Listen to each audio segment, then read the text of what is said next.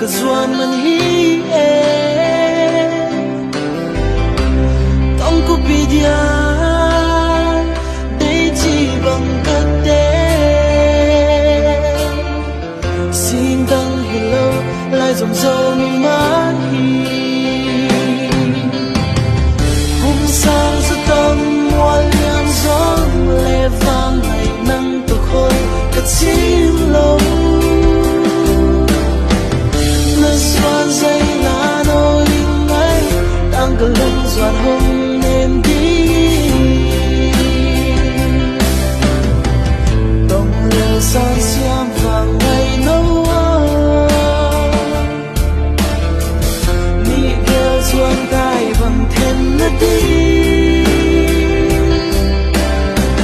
tung sâu than em sim thu lê lô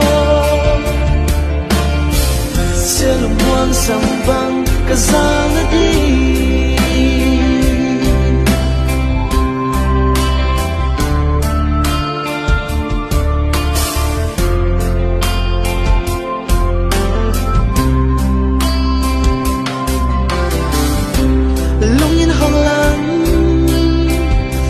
xa ngược lại đi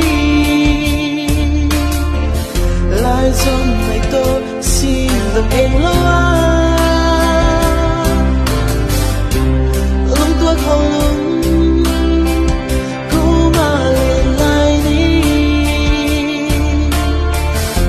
mong thấy lâu cứ lung lại hôm sáng giấc tâm mùa liam gió cất chim lâu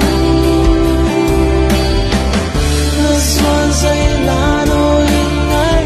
đang cờ rung doan hôm em đi đồng lều san xiêm vàng ngày nâu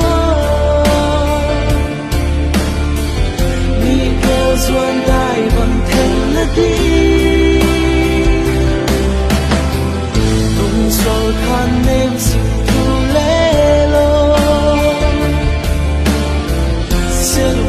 sambang kasana di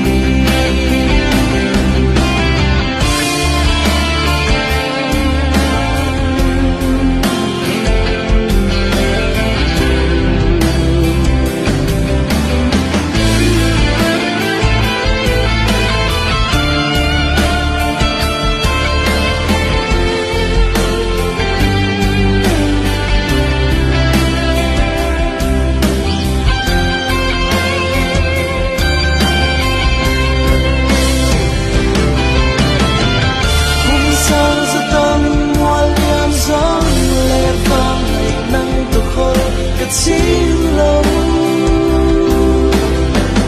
lửa xoan dây lá nôi ngay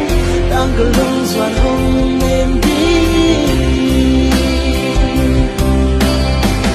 đồng lều san xiêm vàng ngày nâu mi kêu doan đai bằng thêm nét đi tung sâu than em xin